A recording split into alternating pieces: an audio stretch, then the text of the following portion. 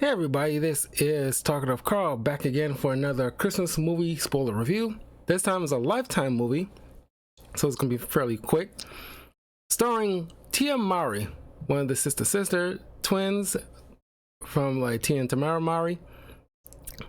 And I really love seeing them in these kind of Christmas rom-com stuff because they're really good actresses.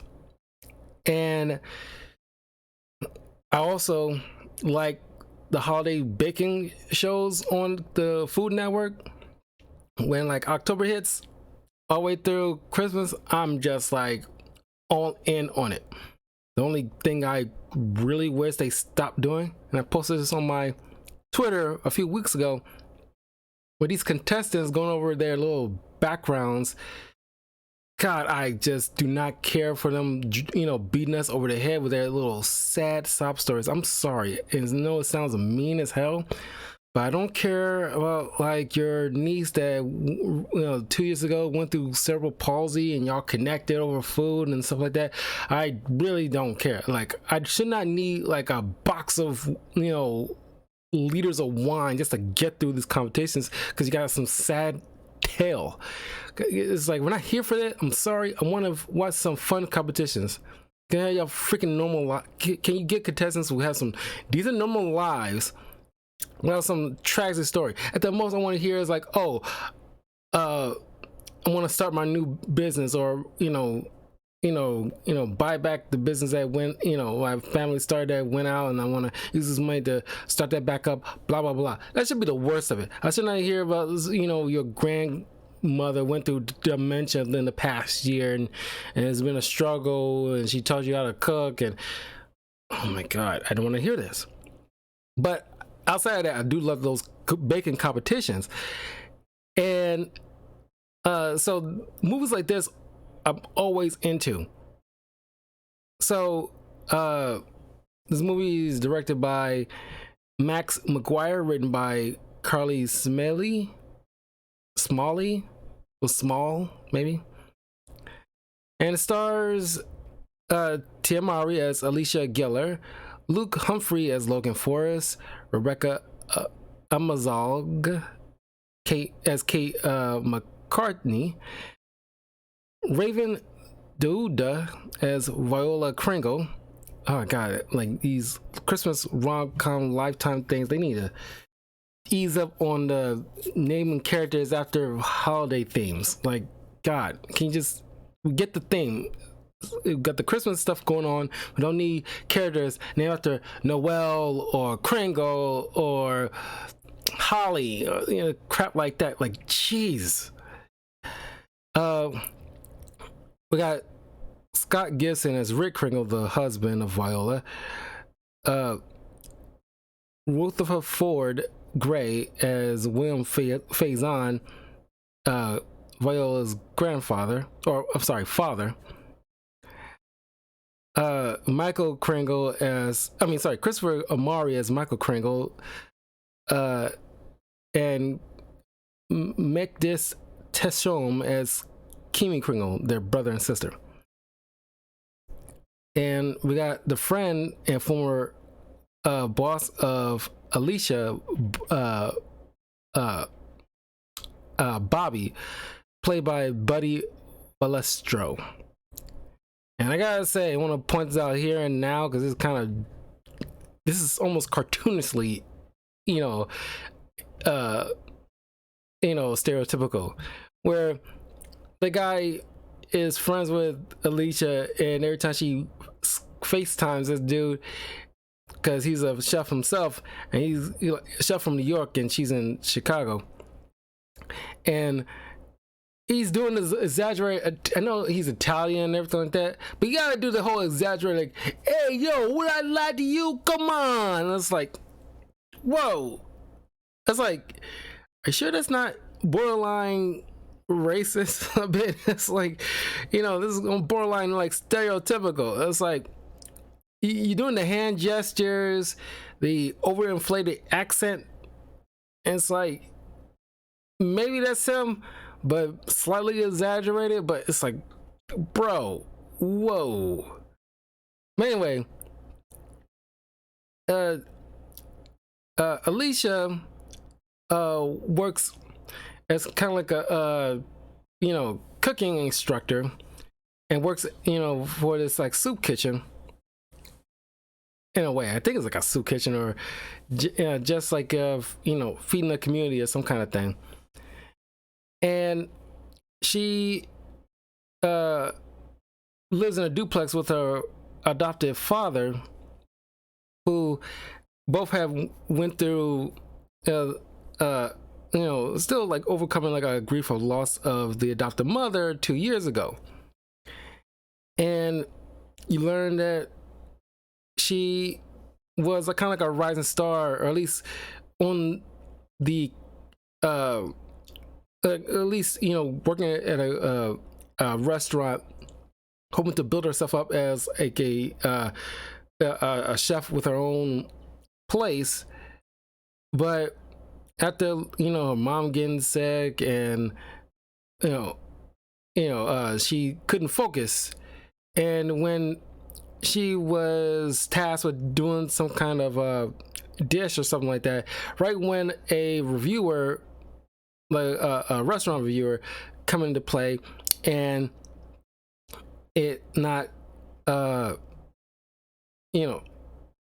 turn out so good, she ends up getting fired and everything like that. And she thinks like the whole entire place got shut down because of her, so it kind of crushed her confidence. So I guess when it's happening in New York, and that's where she ended up moving away to Chicago with her family, back to her family. But then she also is trying to find out about her, lineage, essentially. So she put in a request for a DNA test because she's always been curious. And God, it's so corny, but it's typical for Lifetime movies, where she throws a coin like a wishing well kind of thing to wish to find her real family kind of thing. Even though she loves her father, but she still wants to know where she came from kind of thing. She had this restaurant where she's doing all this work. I don't know why you gotta be at a restaurant to do all this stuff. You got like a nice cozy home to do all this stuff. And it's not like you got like a house full of people. It's only your father, and he's not in the same room with you. So it's kind of like weird. Just to get this meet cute moment. Well, not a meet cute, but it's kind of like one of those typical things in Lifetime Hallmark movies where they don't like each other at first, but then grow to understand and love each other later. Where they have this meeting, her and Logan, who he's trying to get her. He's meeting somebody, and he prefers the booth that she's in, but instead of being courteous and not like a complete jerk, try to convince her to leave, and then make some kind of like a snide comment. And it's like, dude, she's not gonna get up, and you being rude is definitely not gonna make her get up, despite you saying like you're gonna buy her a bottle of wine and stuff like that. So they have like a rough going at it at first. Then she ends up getting like a piece of mail with an invite to this Kringle cooking competition that she never auditioned for,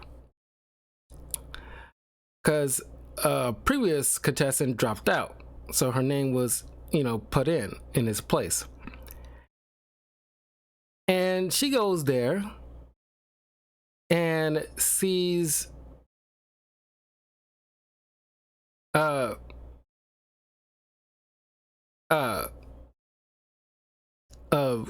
Logan, who is the former protege of the person running the whole competition. This other chef named what's her Kringle name? Stupid Kringle name. Viola. And husband Rick, who barely has words to say in most of the scenes. He's is primarily Viola doing all the talking. And it's like, wow, Tubbs got nothing to say. Oh, he's saying something now. I'm glad you got, you speaking up, bro, because like you seem to be hanging back to let your wife do most of the talking. And it's like you're probably helping with this, ain't you? So like you probably should,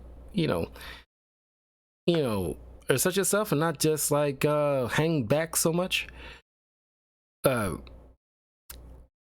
But she is setting up like, okay, we're doing this competition. Each contestant will have a mentor, and of course Logan has to be Alicia's mentor. And they spend the next I don't know, week or so up until Christmas Eve on the day of the competition, making sure they're prepared so they can see who will get a chance to win like this help I don't know, run like a restaurant, or I don't think it's a prize money, but got like some kind of that kind of award, I guess, where she can get essentially a foot in the door to get her own spot as head chef. Because I guess that's how it works. I might be simplifying it, but that's how it's coming across. So Logan not having like a good go of it in terms of being like a teacher, pretty much they fully admit, like, they're setting up her to fail, where he lays out some ingredients.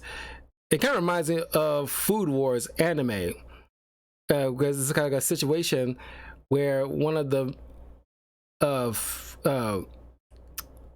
female characters is best friends with the main character, who is failing in one competition because one of the guest instructors pretty much gave subpar. I remember this very well. I want to get back to Food Wars because I only did the first season, but in that first season, it's like a little over halfway through the season, this dude gave subpar ingredients for her to work with, and she still made a pretty good dish, but he still failed her despite working with subpar ingredients that he provided, because his buck stops with him, as the main character pointed out.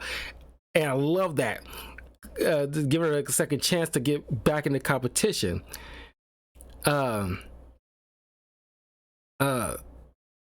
So this dude, Logan, essentially doing almost the exact same kind of thing, not giving subpar ingredients, but setting up the whole situation with like limited time and all these, because he's so eager to try to win because his name is on the line. And so she ends up walking out in a huff because like he just giving her bad critiques, unfair critiques. And like the old man that she met up, who turns out to be putting her name into the competition in the first place, the grandfather of Viola, comes and speaks with Logan and tells him like, you didn't come from like a prestigious cooking background either. You were mentored by Viola, so how about you get off your high horse, extend the same courtesy to this lady, and properly mentor her fairly. Well, Alicia, not getting like a scolding, but get some wisdom from Buddy, who explains to her like, are you sure you're not just looking for an excuse to quit because you're losing confidence in yourself? So you just you're setting up excuses so that way you don't feel like oh well, you tried but I didn't do this because this guy was a jerk this whole time. But you didn't really try, you just had an out and you're trying to take it. But buck up, try to just again, and don't let this guy discourage you.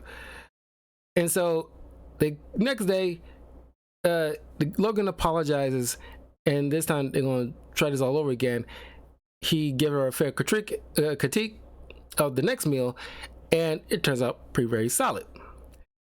So then they, since it's like a holiday cooking competition, they need to go to get some inspirations. So he's not into the whole holiday kind of stuff, he's like it fine, but she suggests going out to this little fair thing where it's like this Christmas pop-up kind of fair.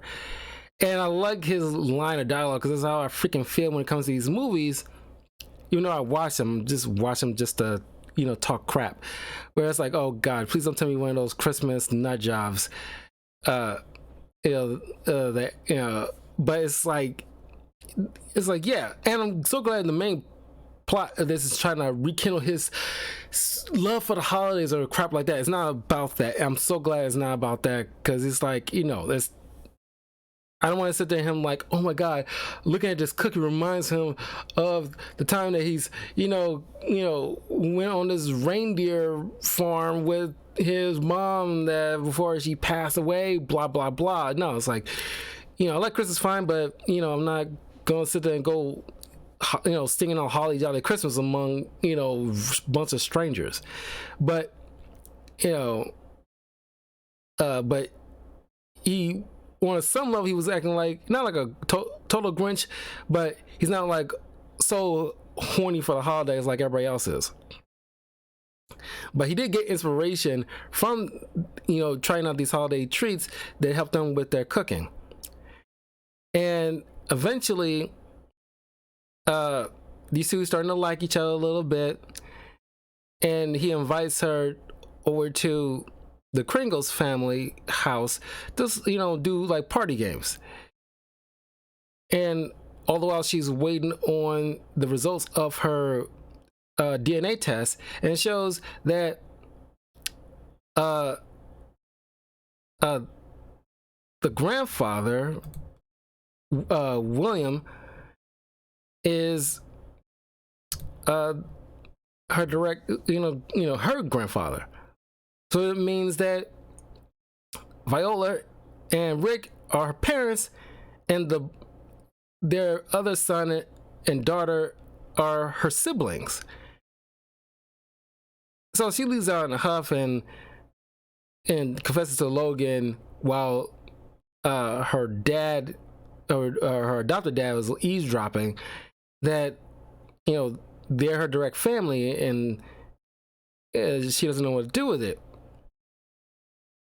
And of course, like, Logan was kind of pushy in this way, where she's like, I don't want to sit there and bring this up right now. I need time to think.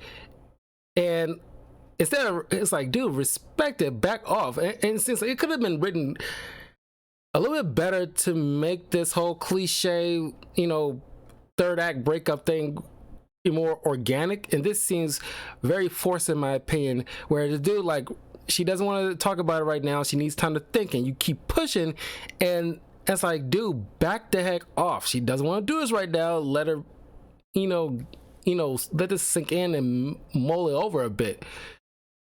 I thought that was kind of like poorly written for this Logan guy, who so far has been like pretty solid.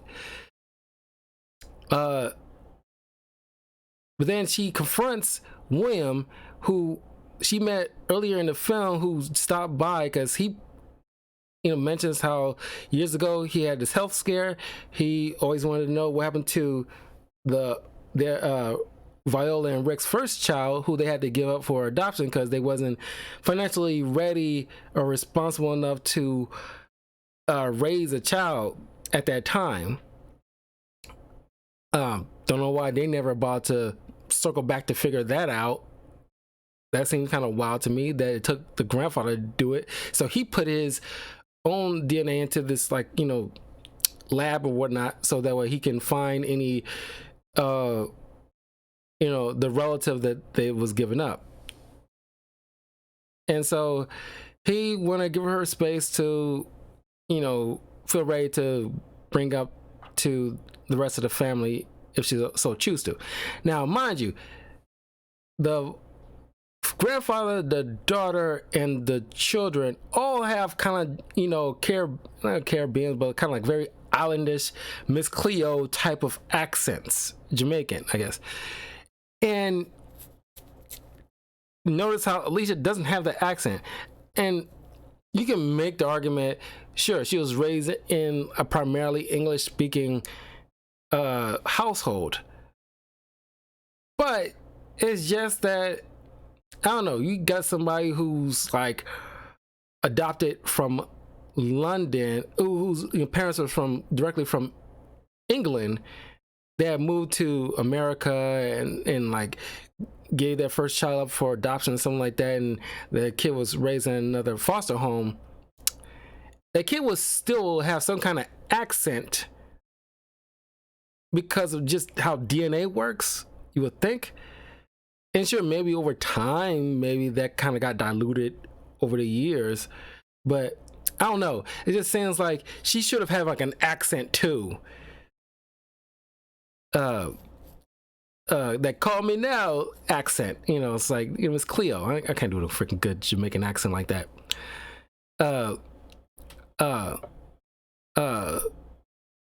But the time of the competition comes in, and of course, it's not like in the big competition where you actually get to see the process and everything like that.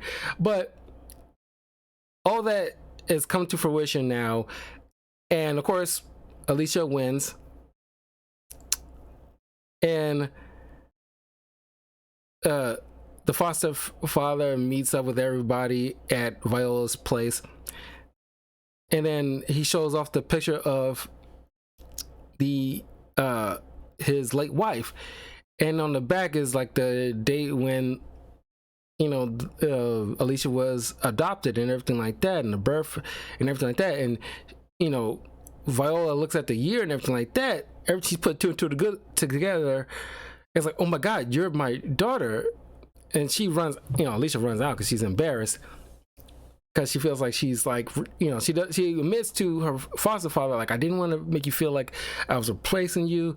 And he says, like, I love you, like, that never changed or anything like that. So everybody meets up outside. So glad they, know each other, reconnected and everything like that. It's all happy. And then Logan shows up, and these two, start like a romance, everything like that. So it's all, a good, decent, Lifetime movie. I, think like the whole Third Eye breakup was super forced, and like I kind of wish that, well, you can make an argument Tia probably can't do like a good Jamaican accent, but I kind of wish they, had some hints of that. And the whole, Buddy, I kind of wish he kind of dialed back his kind of accent, very stereotypical in my opinion. He's kind of like dialed that back at least a smidge, because it seems super cartoonish. But it's like a fairly cool film, very palatable film, no pun intended. So yeah, I love watching Tia and Tamari in certain films. There's another movie I watched. I don't know if I can never tell these two apart for all these years. I'm pretty sure it was Tamara was in like a different Christmas movie where she traveled back in time. Now, could be wrong. Like I said, it's very hard for me sometimes to tell these two girls apart, even after all these freaking years. But they're very good actresses. Haven't missed a step. But yes, Chef Christmas is a very good one. Highly recommend you guys checking out. If you haven't already, it is on Lifetime, but definitely put it on your list of movies to watch for the Christmas holiday next year. But yeah, that was my quick review. I like these little Lifetime Hallmark movies because usually they're pretty quick to get through, because they're very formulaic in a way. And I'm kind of glad they didn't do that whole, because it's kind of formulaic, and I kind of wish they kind of sort of doing away with that cliche now, where it's like they have this moment where they're about to kiss but get interrupted by a phone call or a friend just popping up and don't continue what they were starting with. Because realistically, if you're about to kiss somebody and some idiots honking, blaring that horn on the street, and you're kind of getting up to like, oh, well, I better get back inside or something like that. No, finish what you're about to do. Or do it, and it's not, because they kind of want to always use that one little kiss, because it's kind of very Christian type of background, this studio production kind of thing, very homey type of Hallmark and Lifetime, very like very traditional homey type of background, where it's like nobody kissed before things get serious kind of thing, or before they get married, but they're kind of doing a little by little, they're kind of doing away with that, where it's like, okay, it's fine for them to do their little first kiss in the middle of the film, or just a little peck maybe, instead of just waiting till the final end scene for them to actually do the full kiss. Nobody's gonna go to hell if you're kissing in the middle of the film and not at the tail end of the film. But anyway, I will have like at least before, on Christmas Eve, I'll have one more film to review before we wrap things up, so I can get back to regularly scheduled reviews moving forward, at least until Valentine's Day month / Black History Month in February. And then of course there's March with like Women's History Month, but I think I can like dial that back a little bit with a little bit stuff here and there, but not like crazy amount, because I'll be all day and certain things will get excluded if I relegate nearly every month for a special type of holiday theme. I think but I won't neglect it, but I won't make a full dedication aside from certain months. Anyway, I will see you guys in a little bit for my God of War Valhalla spoiler review. I finally wrapped that up. All the walkthroughs are up on my YouTube channel, youtube.com/talkingofcarl. Like and subscribe, share this with your friends. Let me know what you guys think of this, and I'll see you guys soon. Take care.